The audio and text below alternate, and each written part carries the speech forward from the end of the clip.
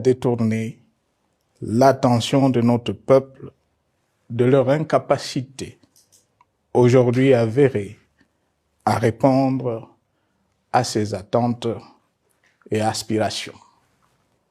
J'ai enfin décidé de briser ce long silence, de sortir de ma réserve et de m'adresser à vous parce que l'enjeu est de taille. Il est même existentiel. Non pas pour ma famille politique ou biologique, moins encore pour ma modeste personne, mais plutôt pour la nation congolaise et pour l'avenir de notre cher et beau pays. J'ai décidé de briser le silence parce qu'au vu de la situation que traverse notre pays, continuer à me taire m'aurait rendu poursuivable devant le tribunal de l'histoire pour non-assistance à plus de 100 millions de compatriotes en danger. Je saisis cette opportunité pour partager avec vous mes réflexions et participer ainsi à la recherche de la solution à la crise que traverse notre pays, la République démocratique du Congo, terre de nos ancêtres, car il est gravement malade et son pronostic vital engagé. Mieux que quiconque, vous en êtes conscient, car vous en faites quotidiennement les frais dans votre chair et vous en payez le prix.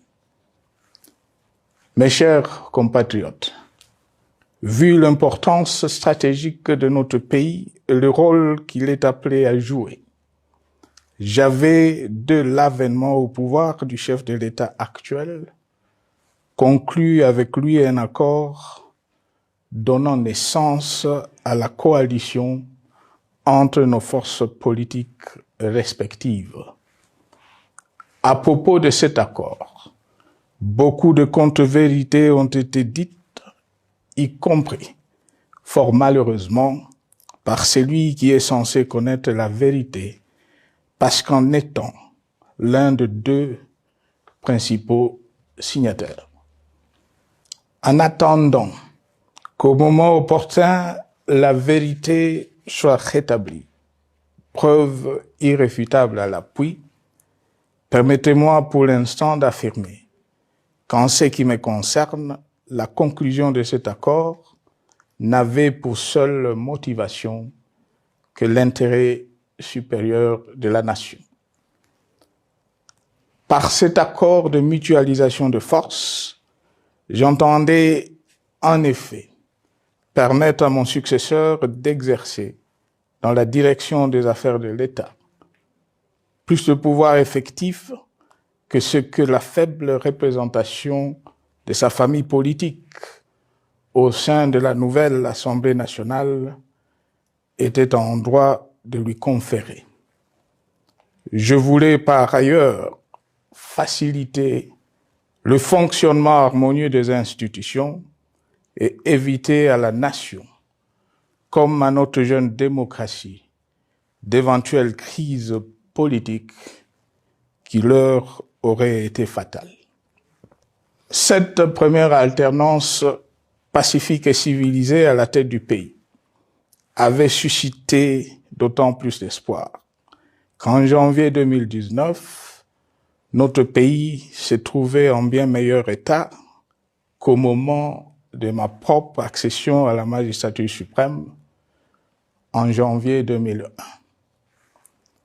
Alors que j'avais trouvé un pays au bord de l'implosion, miné par une longue dictature et des guerres, sans institutions républicaines, économiquement en faillite et socialement déchiré.